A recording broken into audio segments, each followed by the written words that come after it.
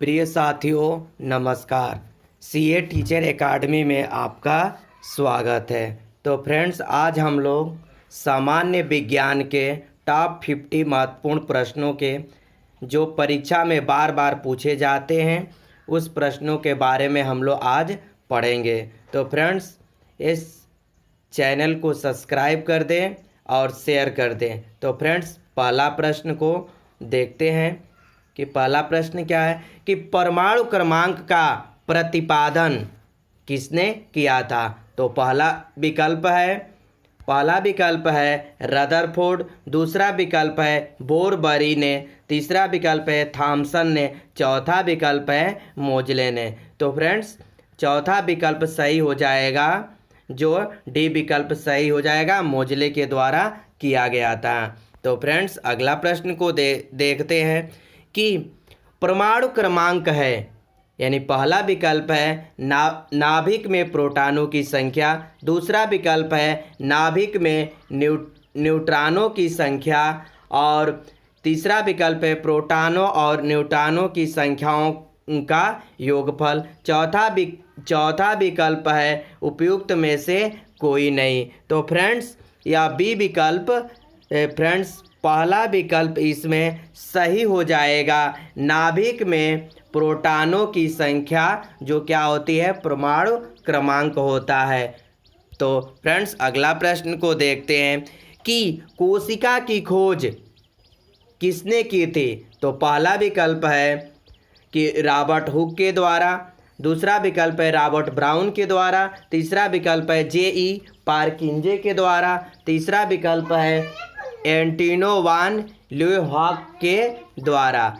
तो friends, Robert Hooke के द्वारा कोशिका की खोज 1635 में किया गया था। तो फ्रेंड्स, अगला प्रश्न को देखते हैं कि बीसीजी का टीका लगाया जाता है। पहला विकल्प है तपेदिक से बचाव हेतु, दूसरा विकल्प है हेपेटाइटिस से बचाव हेतु, तीसरा विकल्प है टिटनेस से बचाव हेतु, और चौथा विकल्प है डिप्थीरिया से बचाव हेतु। तो फ्रेंड्स, पहला विकल्प सही हो जाएगा, तपेदिक से बचाव हेतु के लिए बीसीजी का टीका लगाया जाता है। तो फ्रेंड्स, तो नेक्स्ट अगला क्वेश्चन देखते हैं कि मानव शरीर में जल की मात्रा लगभग है।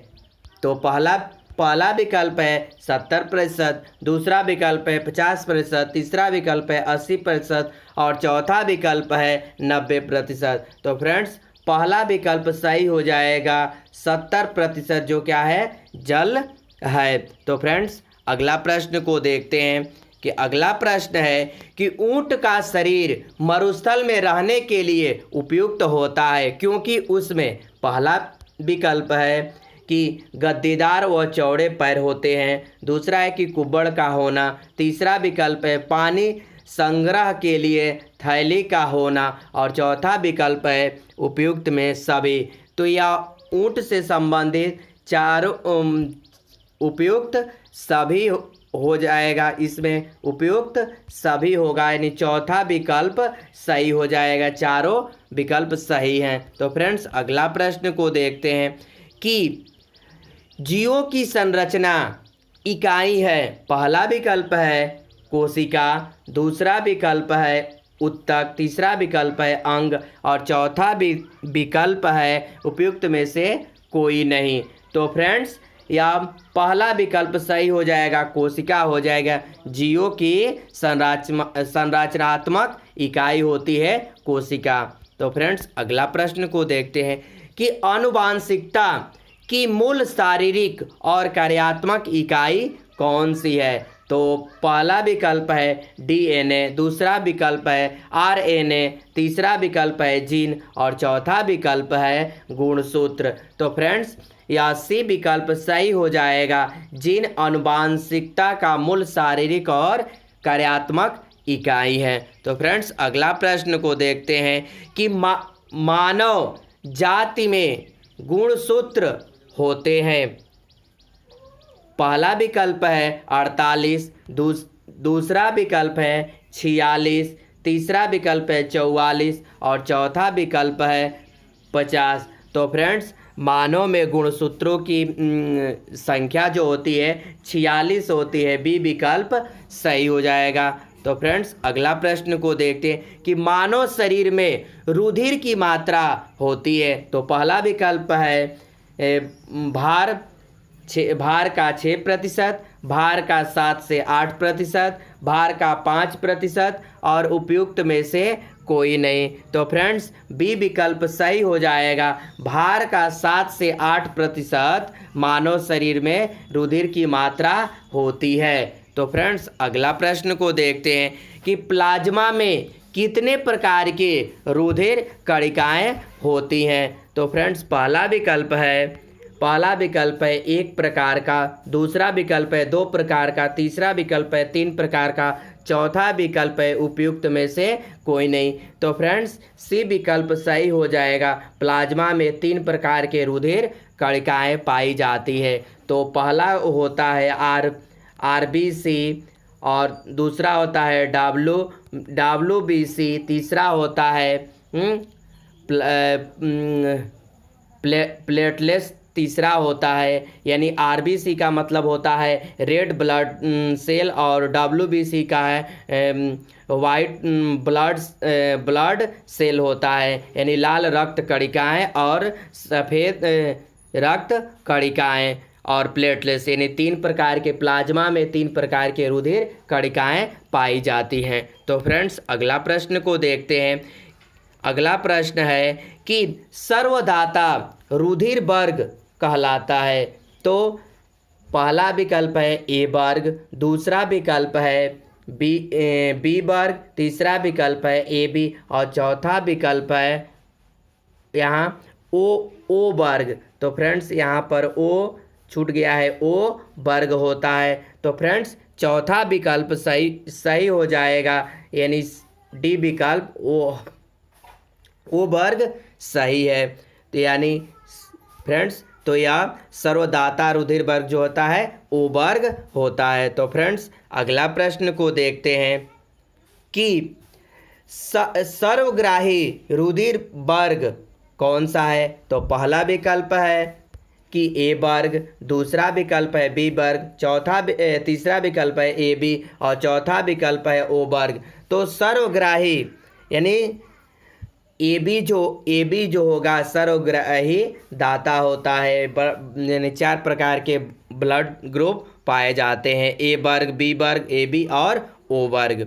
तो फ्रेंड्स अगला प्रश्न को देखते हैं कि अगला प्रश्न है कि RBC का कब्रिस्तान कहा जाता है, यानी RBC का यानी रेड ब्लड सेल को कब्रिस्तान किसको कहा जाता है। तो फ्रेंड्स पहला विकल्प है यकृत को, दूसरा विकल्प है प्लीहा को, तीसरा विकल्प है अग्नाशय, चौथा विकल्प है अस्थि मज्जा को। तो फ्रेंड्स प्लीहा को RBC का जो है RBC को कब्रिस्तान कहा जाता है, प्लीहा को। तो फ्रेंड्स अगला प्रश्न को देखते हैं कि रुधिर का वर्गीकरण प्रस्तुत किया था। तो पहला विकल्प है कार्ल वाल लिनियस के द्वारा, दूसरा विकल्प है विलियम हार्वे के द्वारा, तीसरा विकल्प है कार्ल लॉयड स्टीनर के द्वारा, चौथा विकल्प है उपयुक्त में से कोई नहीं। तो फ्रेंड्स यह सी विकल्प सही हो जाएगा,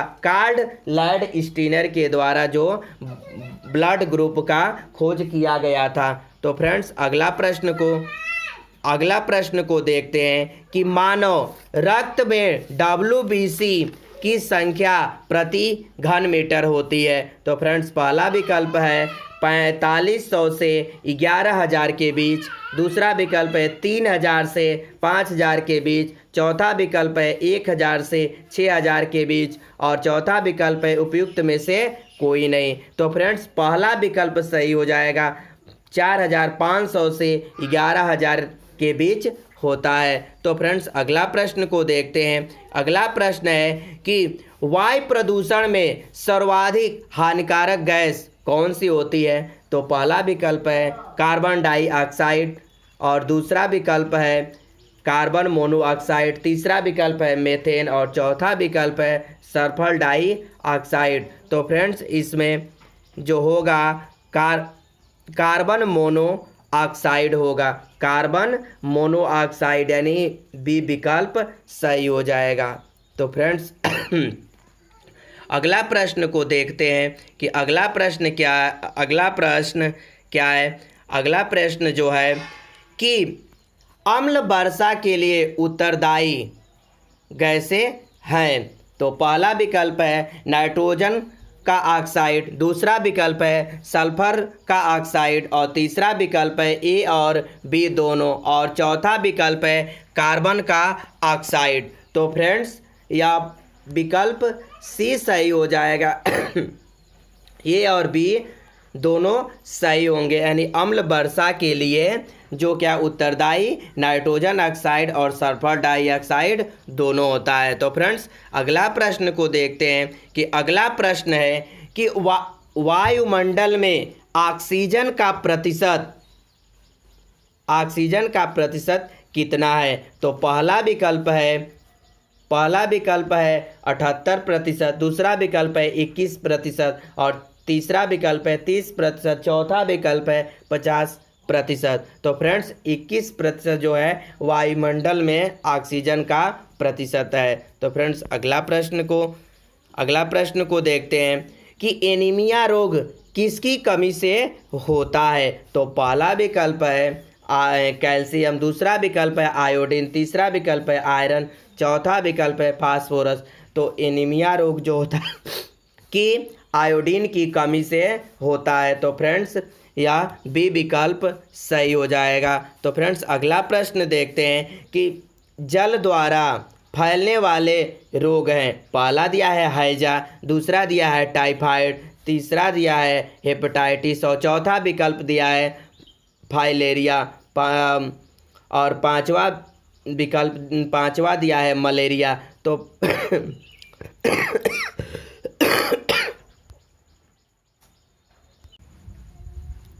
तो फ्रेंड्स जल द्वारा फैलने वाले रोग जो होंगे इसमें सही हो जाएगा पहला, दूसरा, तीसरा सही है, यानी विकल्प नंबर पहला सही हो जाएगा, यानी कि हैजा हो जाएगा और टाइफाइड और हेपेटाइटिस जो गया और जल द्वारा फैलने वाले रोग हैं। तो फ्रेंड्स अगला प्रश्न को देखते हैं कि अगला प्रश्न है कि हेम्योपैथी का आविष्कार किसने किया था। तो पहला विकल्प है डॉक्टर हेनीमैन के द्वारा, दूसरा विकल्प है डॉक्टर कार्लमैन के द्वारा, तीसरा विकल्प है डॉक्टर ली मैन के द्वारा, चौथा विकल्प है डॉक्टर बी मैन के द्वारा। तो फ्रेंड्स पहला विकल्प सही हो जाएगा, डॉक्टर हेनीमैन के द्वारा होम्योपैथी का आविष्कार किया गया था। तो फ्रेंड्स अगला प्रश्न को देखते हैं कि घेंघा रोग होता है।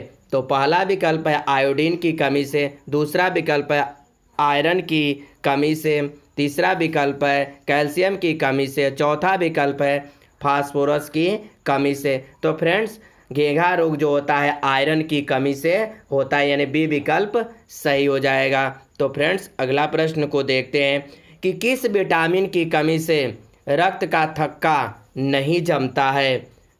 तो पहला विकल्प है विटामिन सी, दूसरा विकल्प है विटामिन के, तीसरा विकल्प है विटामिन ए और चौथा विकल्प है विटामिन डी। तो फ्रेंड्स विटामिन डी की कमी से जो है रक्त का थक्का हो जाता है। तो फ्रेंड्स बी विकल्प सही होगा। तो फ्रेंड्स अगला प्रश्न को देखते हैं कि तो वायरस से उत्पन्न होने वाले रोग। तो पहला दिया है खसरा, दूसरा दिया है रेबीज, तीसरा विकल्प है एड्स और चौथा विकल्प है टाइफाइड, पांचवा विकल्प है पोलियो और छठवां विकल्प है टिटनस। तो फ्रेंड्स इसमें जो विकल्प हो जाएगा होगा इसमें पहला, दूसरा, तीसरा, पांचवा। तो पहला, दूसरा, तीसरा, पांचवा जो है पहला विकल्प सही हो जाएगा। फ्रेंड्स तो अगला प्रश्न को देखते हैं कि अगला प्रश्न है कोशिका का आत्मघाती दस्ता कहा जाता है, यानी किसको कहा जाता है? तो पहला विकल्प है लाइबोसोम, दूसरा विकल्प है माइक्रोकांडिया, तीसरा विकल्प है गाल्जी काय और चौथा विकल्प है लवक। तो कोशिका का आत्मघाती दास्ता जो कहा जाता है लाइबोसोम को कहा जाता है, यानी पहला विकल्प सही हो जाएगा। तो फ्रेंड्स अगला प्रश्न को देखते हैं कि अगला प्रश्न है कि शरीर व वातावरण तथा कोशिका व उसके पर्यावरण के मध्य गैसों का आदान प्रदान होता है। तो फ्रेंड्स पहला विकल्प है श्वसन तंत्र के द्वारा, दूसरा विकल्प है उत्सर्जन द्वारा, तीसरा विकल्प है पाचन तंत्र के द्वारा और चौथा विकल्प है उपयुक्त